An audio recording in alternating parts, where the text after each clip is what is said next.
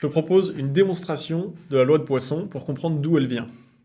Une loi de Poisson, c'est la loi que suit une variable aléatoire qui compte le nombre d'événements qui va avoir lieu pendant un intervalle de temps fixé, à condition que les événements soient indépendants les uns des autres, et tu sais en moyenne combien d'événements ont lieu pendant ce laps de temps. C'est pas du tout pour ça que ça s'appelle la loi de Poisson, mais tu peux imaginer que tu regardes une rivière et que tu comptes le nombre de poissons qui passent. Tu comptes le nombre de fois où il y a l'événement, un poisson passe. Mais pour que la loi de Poisson s'applique, il faut que petit 1, les événements soient indépendants, c'est-à-dire que les poissons ne se connaissent pas. Chacun vit sa vie, et à tout moment, il y en a un qui peut passer, mais le fait que l'un passe n'a aucune influence sur l'autre qui passe. Donc les poissons ne se connaissent pas. Et tu as une idée, tu sais en moyenne combien de poissons tu t'attends à voir en 1 heure, ou pendant l'intervalle de temps que tu regardes. Avec ces deux conditions, tu peux compter le nombre de poissons qui passent pendant 1 heure. Donc on s'intéresse au nombre de poissons qui vont passer pendant 1 heure dans la rivière, en supposant que les poissons ne se connaissent pas et que tu sais quel est le nombre moyen de poissons que tu attends. Pour faire la démonstration, on va s'appuyer sur la loi binomiale. Dis-toi que tu pourrais regarder pendant chaque minute s'il y a un poisson qui passe ou pas, et dire, comme dans une loi binomiale, s'il y a un poisson qui passe, c'est un succès, s'il n'y a pas de poisson qui passe, c'est un échec. Donc ça revient à répéter la même expérience 60 fois, puisqu'il y a 60 minutes, et puisque les poissons ne se connaissent pas, elles sont toutes indépendantes, avec une même probabilité de réussite. Si on dit que le nombre moyen de poissons c'est 10, on peut se dire qu'en 1 minute, il y en a en moyenne 10 divisé par 60 qui passent, il y a à peu près une chance sur 6 qu'il y en ait un qui passe. Dans ce cas, la probabilité d'avoir x qui est égal à k, c'est-à-dire qu'il y ait k poissons qui passent en 1 heure, ça correspond à la loi binomiale de paramètres 60 et lambda divisé par 60. Donc ça serait k parmi 60 fois lambda divisé par 60, la probabilité qu'un poisson passe pendant chaque minute, et je veux k succès, fois 1 moins lambda divisé par 60, puissance 60 moins k. Le petit souci, c'est qu'il est possible qu'il y ait 2 poissons qui passent en fait pendant la même minute, en même temps. Et là, dans la loi binomiale, ça, c'est pas quelque chose qu'on peut prendre en compte, puisqu'on se dit juste oui ou non, il y a un poisson qui est passé. On peut pas dire oui, il y a 2 poissons qui sont passés. Donc ce qu'on pourrait se dire, c'est ne pas compter à chaque minute, mais peut-être compter à chaque seconde. Dans ce cas, je me retrouve non plus avec des 60, mais avec 3600, puisque j'ai 3600 secondes par heure. Ça me donnerait ceci. Mais 3600, ça suffit pas, parce que c'est toujours possible qu'il y ait 2 poissons qui passent juste dans la même seconde. Et donc je veux découper dans un intervalle de plus en plus petit. Donc ce qu'on va faire, c'est qu'on va pas prendre 3600, on va prendre un nombre n, qui est donc le nombre d'intervalles dans lequel je découpe l'heure, et on va prendre un n de plus en plus grand, et on va voir ce qui se passe quand n tend vers l'infini. On va chercher la limite de cette expression quand n tend vers l'infini. Donc là, j'ai remplacé tous les 3600 par n, et on va chercher la limite de cette expression quand n tend vers l'infini. Et ça sera ça notre loi de Poisson.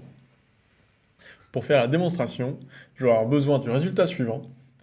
C'est que pour tout x, n'importe quel réel, j'ai la limite de 1 plus x sur n puissance n quand n tend vers plus l'infini, qui est égal à exponentielle de x. On en était donc à la probabilité que x soit égal à k qui suit une loi binomiale. C'était k parmi n, lambda sur n puissance k, 1 moins lambda sur n puissance n moins k.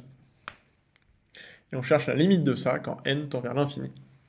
Je vais séparer ça en k parmi n fois 1 sur n puissance k fois lambda puissance k fois 1 moins lambda puissance n sur n à la puissance n et 1 moins lambda sur n puissance moins k.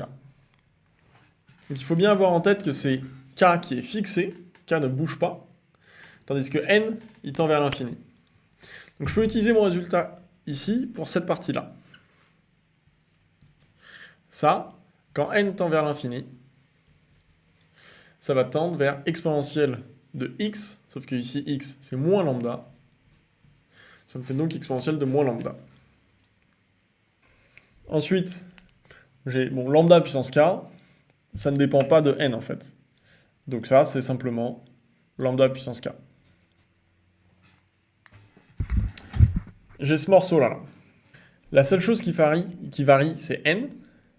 Et la limite de 1 moins lambda sur n quand n tend vers plus l'infini,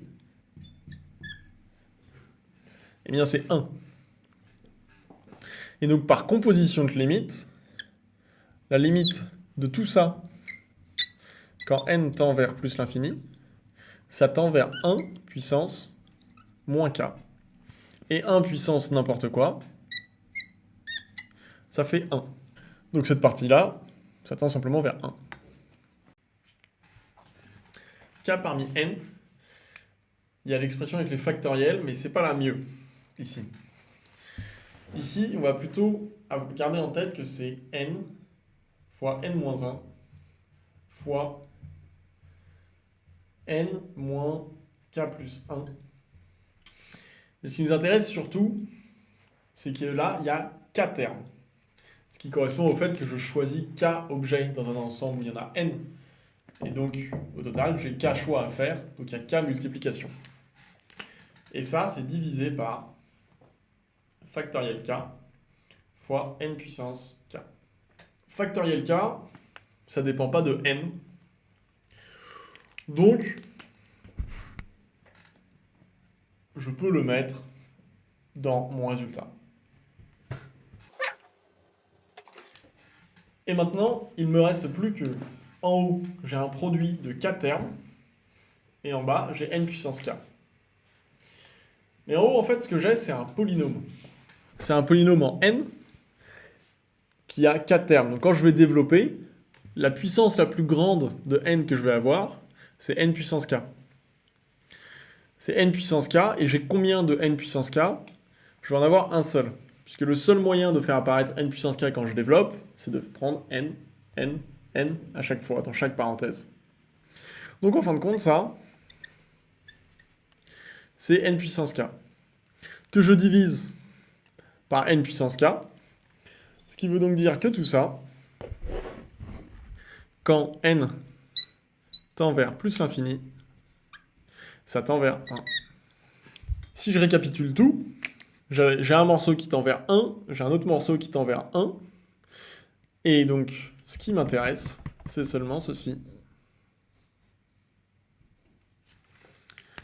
Lambda puissance k, exponentiellement lambda, sur factoriel k. Et ça, c'est la probabilité que x soit égal à k quand je fais tendre n vers l'infini. Et donc, la probabilité que x soit égal à k quand n tend vers l'infini, c'est égal à lambda puissance k, exponentiellement lambda, divisé par factoriel k. C'est donc ça, ce que suit ma variable aléatoire, c'est la loi de Poisson. Et ainsi, sous les hypothèses qu'on a déjà mentionnées, la probabilité qu'il y ait k Poisson qui passe en 1 heure, c'est exponentiellement lambda, lambda puissance k, divisé par factoriel k.